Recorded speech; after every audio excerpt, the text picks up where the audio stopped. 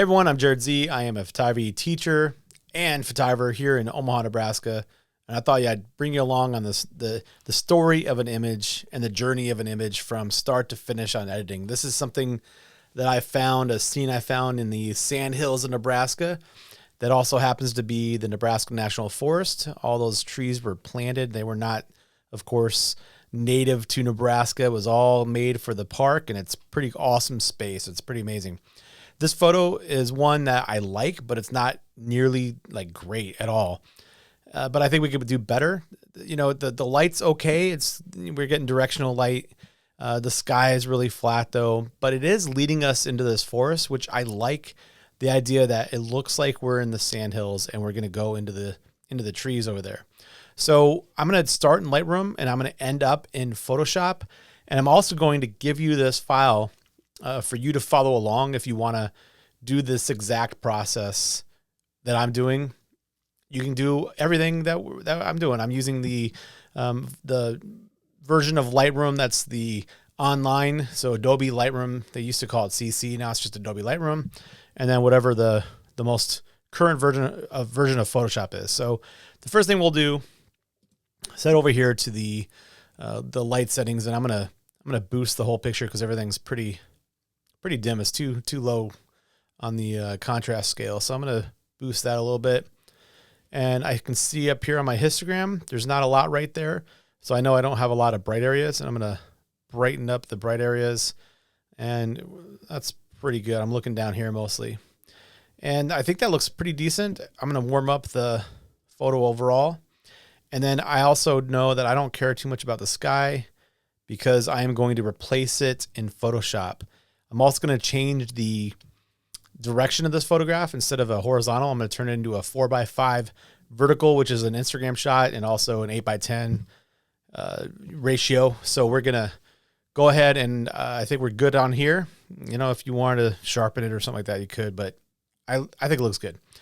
So I'm going to go ahead and I'm going to export the large JPEG onto the desktop. And then from there, we're going to go ahead and use Photoshop next. We're going to open that file that we just put on the desktop that I exported. And it's this one right here. And what I'm going to do is do a Command or Control minus to zoom out a little bit. I'm going to go to the crop tool and I'm going to set it to a 4:5 or an 8:10 ratio. And I'm going to expand my crop zone all the way to the back, to the sides.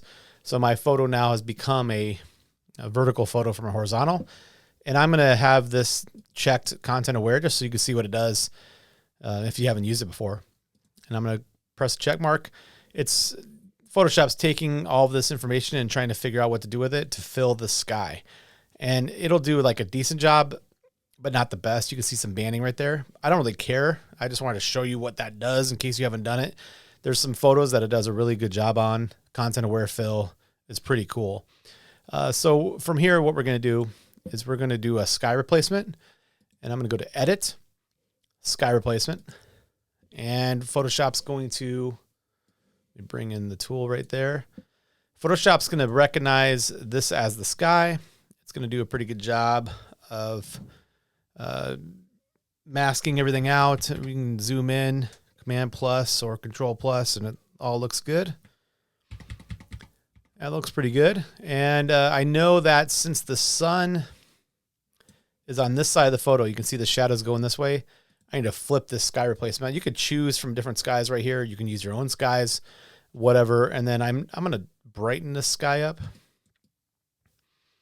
to make it look brighter. And that's kind of cool. That's not too bad. Maybe some more temperature. There we go. I like that. And I think that looks okay. So yeah, that looks pretty good. I'm going to press OK. What that does is it creates some layers. And you can see I can click or unclick the different layers there. And what I'm going to do for the next step, though, because I've seen when I'm zooming this far out, I can see some really fine detail here. But I don't see the same level of detail here. I see a lot of grain. So we're going to smooth that out. And I'm just going to flatten this. And I'm going to save it for the purposes of what we're doing right now.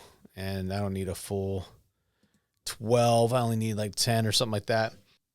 So the next step that we're going to do is we're going to clean that sky up, and I'm going to use a program that I like quite a bit. It's going to be, I'm going to find it, Topaz Denoise.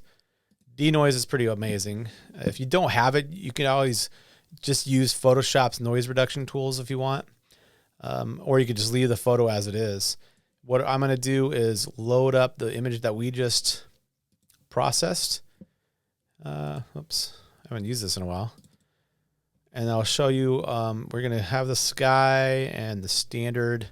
Do you see that that was before, and it's taken it and it's really smoothing things out pretty well. That looks pretty great. That looks pretty amazing. I don't think we need to do anything else. I'm going to go to save image. It's going to save it as a denoise one.